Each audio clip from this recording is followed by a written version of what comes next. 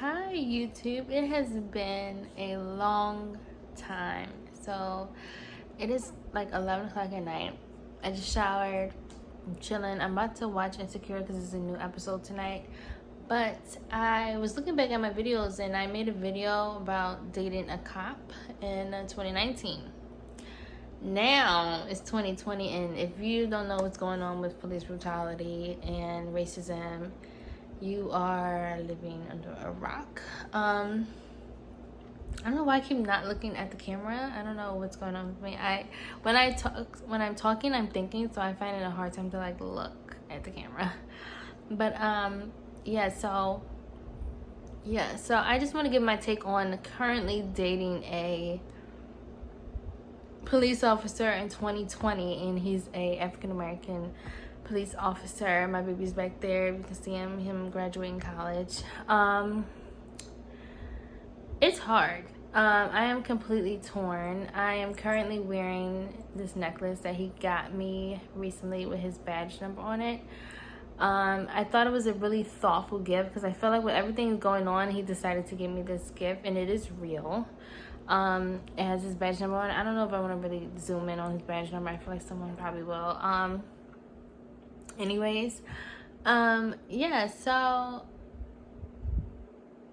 it has been tough because I am completely torn. What those police officers did to George Floyd is absolutely disgusting. Disgusting. Put them in jail, throw them away, give them the electric chair, do what you gotta do, because that is fucking, I'm sorry. I mean, I say that is so disgusting. I can't even talk about it, but it's hard because my boyfriend is such an amazing guy. Like, he's like the best person, the best cop. He looks out for his community. He looks out for everyone as much as he can. So this is with everyone hating police officers now and fuck the police. I mean, F the police and everything else.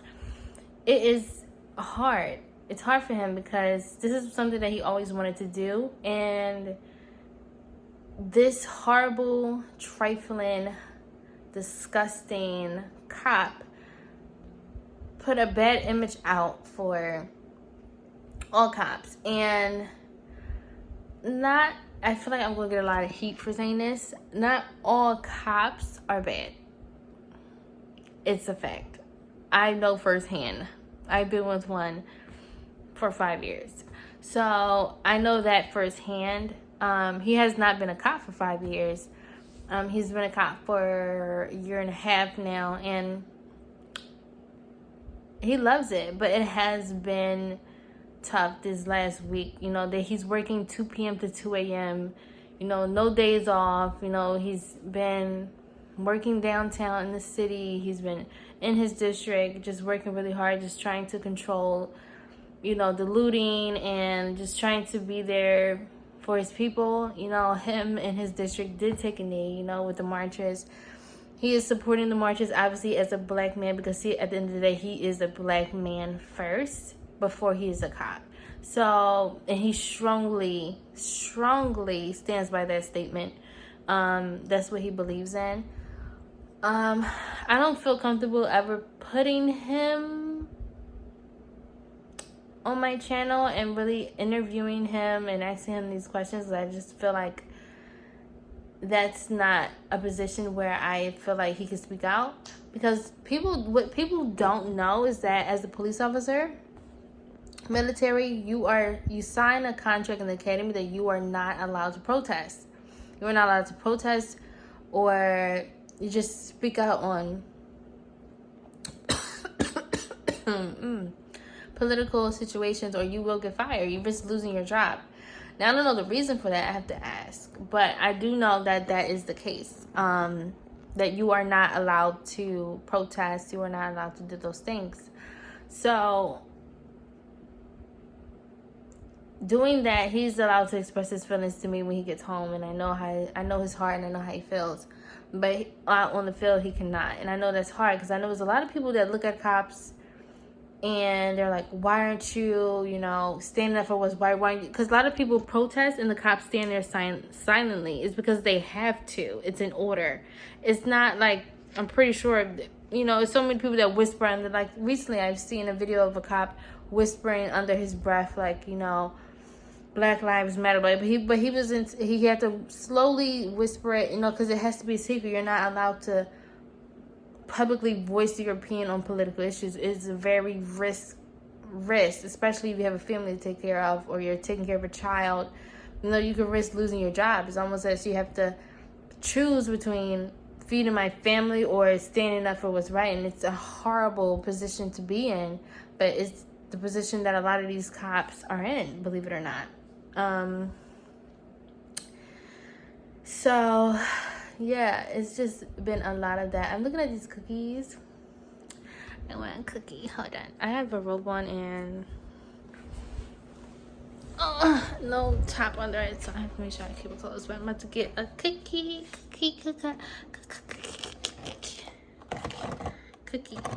They're probably not even soft, but ooh, I just want something, like, you know.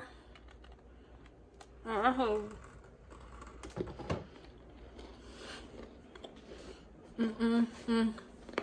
If I keep my top closed, they're actually very hard. But the news is currently on, but I have the TV on mute because I'm talking, obviously. But it's been really hard. I mean, I'm heartbroken that my ancestors were marching for these type of things, you know, and this day we're still marching for the same justice, for the same rights. You know, it's kind of sick. It's like, why are we still going through this? Why are we still marching for this? Why do we have to march to be treated like human beings? You know? What is this in my hair? I don't know what that is in my hair. I hope it's not a bug. But why do we have to be still marching to be treated like a human being? It's sad. It hurts. It sucks. You know, I'm emotionally numb at the moment. I'm mentally drained. I'm pretty sure everyone is, between this COVID-19, the march, everything. You know, I've lived my life through 2 decades now, and I've seen so much history. You know, at 26, I'm just like, I've seen 9/11. I've seen the first black president. I've seen a president get impeached. You know, I've lived through a pandemic. You know, I'm going through fighting for riots for human rights. Like, I can say at 26, I can tell my kid, I don't know why I'm getting emotional, but I can tell my kids at 26, I witnessed history being made so many times. And, you know, I feel like this is just build up emotions that I've been holding in, and I'm finally talking and expressing my feelings. So it's hard trying to hold this together, but, you know, I get to tell my kids I lived through all of this, you know, and it's draining because I don't even have kids yet. You know, this is not the end of it. You know, it's almost like 2020 is such a year of raw emotion, raw fight. It's raw. It just makes this whole year is just full of making us uncomfortable. I feel like this 2020 is the year of being uncomfortable, facing things and conversations and topics that make us all uncomfortable. And we have to learn how to grow through it. And I think it's absolutely amazing. This year is amazing. And, you know, we've been saying, oh, 2020 is crazy. 2020 is canceled. You know, summer is canceled. Everything is canceled. But I feel like this is the start of something You know, 2020 is the start of something that we're not used to, something that is uncomfortable for us, a new topic of discussion, the end of racism and police brutality, and, you know, with African American, you know, just being African American. Just being black intimidates people. You know, it to be honest, it does. It wouldn't be so much hate in somebody else's heart if when you think about it, it's kind of sick, you know? Some people have so much hate in their heart because of the pigmentation in your skin tone. And that's crazy to me. Do you hear those sounds? I don't know if anybody can hear them. I don't know. Someone's doing fireworks on a Sunday at like 11 o'clock. Well, in Philly, you don't know if those are gunshots or fireworks. Let's be real here, but I'm pretty sure those are fireworks. I've been talking for 11 minutes now, so my officer is about to be home soon, so I just can't wait to see him, and I can't wait to kiss him, and, you know, figure out how his day was. He doesn't really talk a lot about his day, but, you know, it's been a lot. It's been a lot. I'm actually watching the news, and it's a guy on the news talking about, I guess, looting in his businesses. Yeah, I don't support the looting. I mean, I don't know how I feel about it. It's not a good look to destroy the city you live in because you're angry, but I don't know. But can we just take a second? Because my skin is doing so well. I'm not sure why it is. I can't even tell you why, but I just my sister got a sample of Proactive from Ulta, and I just used it when I got in the shower just now. Like, my skin feels so good. Like, it was like cooling. It was like a cooling sensation, right? But I feel like I have like a natural glow to my face. Like, I don't even I have no makeup on. I just washed my face and I got out of the shower and like washed my hair, and it's just like, wow, girl, yes, Proactive.